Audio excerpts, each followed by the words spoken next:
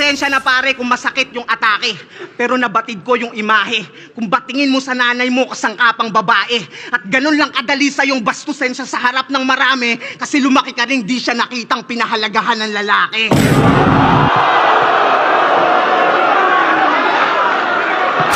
Boss! Bossing!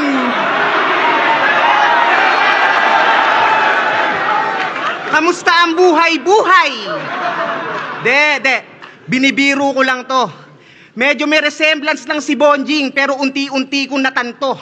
Ba't ko pa tatawaging bossing, di naman malupitong kaharap ko? Kasi kupal ka ba, boss? Unang laban niya sa tournament, minura-mura airmat niya on stage, galit na galit, inaway.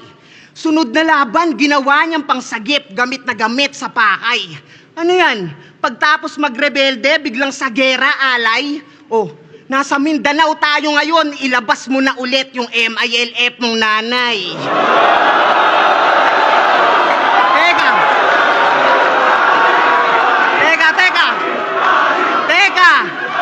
Teka, rebelde, gera, MILF, nanay, isa lang yung lumalabas. Ngayon alam ko na kung ba't mo hinahamon yung batas.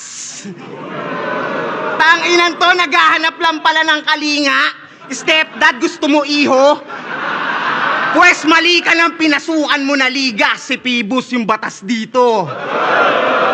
Kasi lahat kaya niya ibito. Kontrolado raw mga hurado, naging sirkos na sanet. Habang ikaw pati sarili mong inatinaya mo para lang sa semis pumanik. Kaya nga kung magpupustahan tayo, kahit malus ka may balik, nanay mo pa rin yung mananalo kasi kay Pibus nakabet. Oh, sige! Sige, Boss P! Sige, Boss P! Di na ako papalag. Congrats na in advance. Ba't ko pa isusugal lahat kung tataya ni Lance? Ganun siya mag-wordplay, di ba? Ganun siya mag-wordplay. De, sadyang ulila sa ama, kaya nga siya nagkaganto. Walang disiplinang naghulma, kulang ka sa tagawasto. At hanggang doon sa ama ng flip-top, tumagos na yung tampo. Kasi yung tatay niya, kakababa lang ng barko. Kumantot ng puta sa gapono, nakabuo sabay takbo. Kumatot ng puta sa gapono, nakabuo sabay takbo. Oh, ba't di mo pa napagtanto? Sinadya kong mawala kasi alam kong papahanap mo.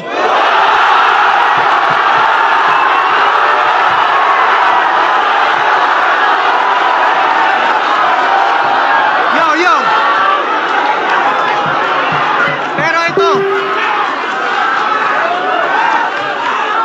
Pero ito, seryosong mensahe. Pasensya na pare kung masakit yung atake, pero nabatid ko yung imahe. Kung batingin mo sa nanay mo kasangkapang babae, at ganun lang kadali sa yung bastusin siya sa harap ng marami, kasi lumaki ka rin di siya nakitang pinahalagahan ng lalaki.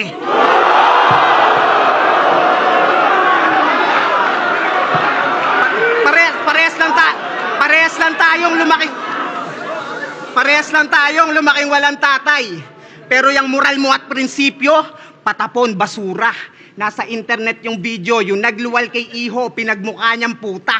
Narinig na kung sino-sino, sa bayan nyo pa mismo, sa loob ng kuta. Ikaw nga yung nasa logo ng Chiquito, chichiryang tigpipiso, kasi yung pinatiki mo sa nanay mo, malutong na mura. Pero minahal pa rin ang masa. Minahal pa rin ang masa nung kay Luxuria naghamon. Yung boses gayang-gaya, garalgal at malagong. Pero munting paalala, si Mami Ani, single mama, sana gets nyo na ngayon kung kanino nito minana yung vibrator na naka-on. At ang kahiraman niya noon, yung best friend niya na solid, nice spot, magkabila ang dulo, tinotorid. Oh shit, life hack. Kaya pala parehong paos kayo mag-broski. Dry cuff, pinaghatian ba naman yung dildo na pang prosty? Ice pop! Ano? Puro damay nanay ba yung angle? Huwag kang maratel, Brad. Yan ay karmang dapat mong i-handle, parang writer's block. At yung sinakripisyo mo bilang rapper, ibabalik din ang battle rap. Kaya kung ginamit mo yung airmat mo after, tanggapin mo yung aftermath. Pero pakisabi sa iyong mami, paumanhin ko na-involve. Huwag ka sana magtanim ng galit sa dami ko nasabing opinyon. Alam mo yung estilo ko na gamit, nagbigay lang ng malasakit para mas mabatid mo yung leksyon. Nabalibalik ta rin man natin, yung nanay mong si Ani, ina mo pa rin yun. What's up mga repa? Para lang to sa mga maswerteng nanunood na may extra. Kung gusto mong maglibang